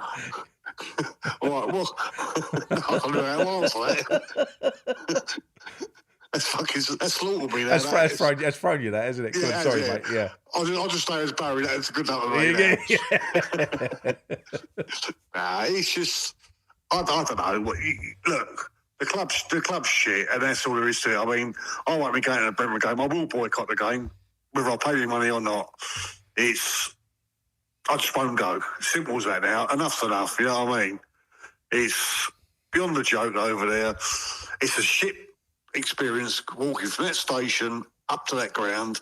You get in there, it's never going to be home. It's never. The only thing they can do is blow the thing up and start again. Yeah. But unfortunately, we're never going to get no one invested in that club. Because we don't own our own ground, we've got a shit training ground. It's a lot of money that's going to be needed to spend. No. It is, but do you know something, though? We didn't have any issue the first... Do you know where this has all gone wrong? This is what I've been told. The reason that we're struggling to get anyone to buy the gold shares now is because of what's happened. We put a lot of blame at Krasinski's door. Now, I do blame him because... He has got the money. He's a multi-billionaire. He could buy out the gold shares, which is pocket change to him, and he could take and assume controlling stake of that club if he wanted to. But he's got the Prague club, and I don't think you can have a controlling stake in 2 clubs in Europe. So I'm led to believe. But what he did was he bought into the club in good faith. It was only as an investment. And then what they obviously had some conversations with the board. He gave them 100 million cash injection, which was the summer of 2022 when we went out and we spunked it. We spent 145, so 100 million of his money. Spent really badly. Well, ever since then, he's gone, I ain't giving you... Basically, he gave Sullivan money to spend. And he's seen since that he's got no say in how it's spent, no say. You know, he's basically a minority shareholder. So he's gone, oh, well, I'm not putting no more fucking money in. You ain't got a clue what you're doing. And this is the other thing. Since that's happened, now everyone else, I mean, what's the point in buying 25% if Sullivan is still going to basically be spending your money? So they can't find anyone that's willing to buy those shares up. That's the problem. If they were selling the whole club and they was being reasonable and we were selling it at market value, the club it'd be gone tomorrow. I'm telling you. Yeah. If they were selling if they were selling the club for what it was worth, it'd be gone tomorrow. Yeah, I hope it does, but I just can't see him ever giving up that club. Yeah. Because he will bleed every penny out of that club, which he's done from day one. And I'll go for the three of them. They're always bad as each other. They're always bad, and I don't care. People could say, oh, but gold lived over the road to the ground. It don't wash with me. You know what I mean? It really doesn't wash. Yeah, he was a better one out of the three, and his hands were tied. I actually believe his hands were tied with Sullivan. Yeah. And the only thing is, if Sullivan does go, will he, or falls out, will he hand it down to his boys? That's the problem you got. Well, that's no different to me. So that would just be a continuation of these process because Sullivan means Sullivan, whether that's old Dave, young Dave, or young the crayon eater, whichever one it is. Whichever one it is, I wouldn't care. Yeah. But they're just running this into the ground. They've stripped every asset we've got. Yeah. And it's look. Every asset, you know, and that's the thing. It wouldn't be too much when you look at the money that we owe. When you look at the training ground it needs doing, when you look at this and you look at that, it is a lot of money. But mate, these billionaires have got the money. You know, even Bournemouth, for fuck's sake, their training complex is worth more than their stadium. You know, they've gone out and they've just pumped loads of money into it. So if you get the right people in, you know, and that's the only good thing about where we are at the moment. I don't think you would get anyone like Sullivan biased now because there's nothing to buy apart from the potential to turn us into something big. That's the only advantage. We've been fucked up so bad that if somebody was to buy us, they wouldn't be like Sullivan because they would know that to get a return on their investment, they've got to turn us into something. So that's my only saving grace in all of this, I think. Because if you was, Sullivan wouldn't buy us at the minute. We're a fucking mess. There's nothing. Everything's mortgaged. Everything's been sold off. Yeah, I mean, I go back. I mean, when we was moving, they said they couldn't get planning permission to build over the road. The planning permission was there to build over that road where the bus garage was. We know it was bollocks. Yeah, and all of a sudden we move out there. Oh, the bus garage goes. Yeah, and they sold that grounds twice over, didn't they? They sold it over. Twice. And whenever you go down there, I've been down there a few times, and you walk around that old site, and it's heartbreaking, mate. It really is because, and look, going back to the first caller, Kevin, you know, when he said we can't keep on going over this all the time. Well, I'm sorry. While we're in this place, we're never gonna. It ain't a football stadium. We're never gonna get used to this. We're not. I don't think we are. So whoever does. Whoever does buy the place, for me, I think the first thing that'll happen, because one of the big selling points for West Ham is that there is the opportunity to buy that stadium. Now, Sullivan don't want to own it because he'd have to run it, and our rent is 10 million less than what it costs to run that thing. So, and he ain't got the sort of money needed to knock that down and redevelop it and stuff like that. He ain't got it. But if we was to get somebody in that was wealthy, there is an opportunity to buy that stadium for relative peanuts. And then what you could do, once you own that, you could knock that stadium down and build a more sensible stadium on maybe the footprint of the little running track thing next to it. And then you've got all of that land that would pay for it. It would pay for it. Or because you know all the fucking commercial properties that you could put up there. So there's got to be an appetite for someone to come in and just fucking save us. There's got to be. Oh, hang on. Sorry, mate, I lost you there. Sorry, I just hope this for all my days are out. My days are numbered. You know, I'm getting pissed off. I'll redo this season. Am I going to do it next season? It's getting to that stage now where I support the team, not the regime. Never ever support them. Never. Yeah. Too many fucking lies. I'm sorry, but it's too many lies. No, You no, know what I mean? no, I completely agree, mate. I completely agree. Here, mate, you've really set off the chat here. It's the Barry I thing, know. right? So I know, I can see it, yeah. have you seen it? So what we got here? Look, we got Barry Lee, we've got Michael Barrymore. That's a bad one. Barry Potter. You've got No, Barry, I can see. Barry shitting it. This is my favourite one. 10 men couldn't Barry Lampard. You got that one as well. Yeah, I'm a fat pass anyway, so I can agree with that one. That's a good one, that is. But Barry, look, it's been lovely talking to you, mate. And Mate, yeah. yeah, no, that's fucking. It's weird how it just goes off like that. It's funny. Look, someone just said, "I think we're getting buried away now." Right. Okay. Right. All we can do is Barry Lampard. I've just seen up there. That's great, isn't it? Go and jump back in the chat and call them all bastards. Go on. Right. Anyway, keep the faith, son, and say, keep doing what you're doing. You're doing a great job. The only thing I can say, I keep going to that petition to sign it, and it won't let me do it. I don't know why. Have you tried a different email? I know that we've had that from a few people, but have you only got one email account? Yeah, I've only got one. Yeah.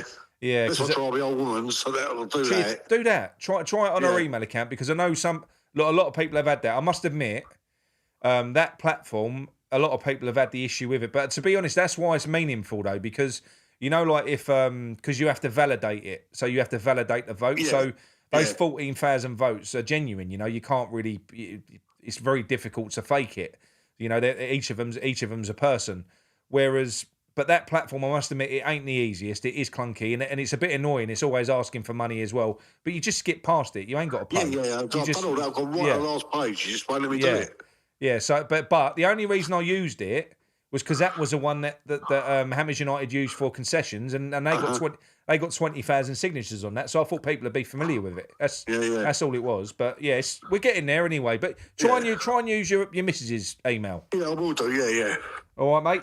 Well, thanks for taking me call. I appreciate it. And tell that lot in the chat, piss off, because I'm not Barry Blue. I'm not Barry White. Oh, I've got to be Barry. I don't want to be Barry White. Barry Neville. Fuck me. Right, okay. Okay, all right, mate. Lovely to talk to you as always. And you, mate. Take care. Cheers, mate. Ta-ra, mate. Bye. Right. Well, I'm gonna save Barry's number this time as well, so I know it is next time. Give us a minute, people. Barry. Right, okay. Let's see if Tommy answered me back in the end. Let's have a look. Make this a last call, everyone, because I'm getting tired. Hang on. Let's see if Tommy wants a call. But yeah, what I will say, I will touch on as well. Met so many people there the other day at the protest. Saw my old mate Nigel Khan. That's always a pleasure to see Happy, to see Nigel. Obviously saw Paul, saw all the boys from Crossed Hammers, a lot of the YouTube lot as well. But Bill Gardner, Bill Gardner turning up as well, and bless him, he's not in the best of health at the moment. He's genuinely not. I won't go into what he told me, but the fact that he made it there was, he had a bit of a funny turn in the morning, and he still turned up. And you know something? The fucking reception that he got. The reception that he got from every single West Ham fan. They was literally singing for him. Oh, Bill Gardner. He's such a gentleman, and he's such a committed fan, and he is a legend as well. So yeah, it was an absolute pleasure once again, mate, to have a chat with you, Bill. And I wish you well. I do wish you well. Yeah, that's what I suspected. He's got his son over. He's watching NFL, Tommy. Get your priorities straight, son. Get your priorities straight. So look, that is it. They're still going. They're still going with the Barrys. They're still going. But look, very, very good show tonight. I enjoyed that. I feel quite upbeat after Barry's call. That was good. He's triggered something here, isn't he? Fucking hell. It's a flood of Barrys. I've never seen anything like it. DJ Russie B says, have you got a Ouija board to contact Tommy? No, I haven't.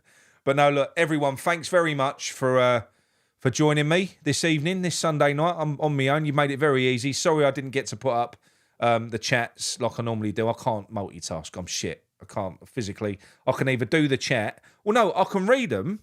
But then if I have to interact with them, I lose all control of everything else I'm doing. I'm a typical man. All the super chats that we got as well. So we got Tony Watkins. Thank you very much, mate. Stevie Bell. Tony Watkins again. Cool, you've looked after me tonight, Tone. We've got West Ham, hashtag BS out. Thank you very much. Kim Yong Sullivan. Tony Watkins again. Thanks, mate. And BS out again. Thank you very much. You think we should keep Potter? No, not at all. Not at all. And again, thanks very much to Tony for the £5 super chat from yesterday's live, and for Alan Thomas as well.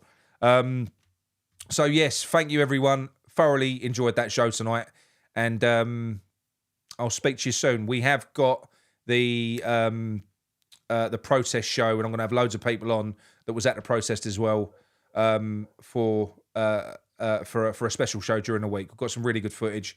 And I hope to see many more of you at the protest as well. It'd be lovely to meet more of you. Honestly, it was so good meeting people. Tony Watkins again, he's on it. Thank you very much, mate. Thank you very much. Yeah, for Bill, he's a legend. He really is, and he's a genuinely nice, lovely man, lovely bloke. But the most committed West Ham fan I can officially say, especially after the conversation I had with him the other day. But yeah, best of wishes, Bill. Hope it all goes well for you next week. So that's it. That's it from me. 2-hour show on my own. Bosh, great callers. Lovely talking to you, Kev. Lovely talking to you, Gary and Barry and Avram. Did I miss anyone else? Don't think I have. Speak to you soon. Go you ads.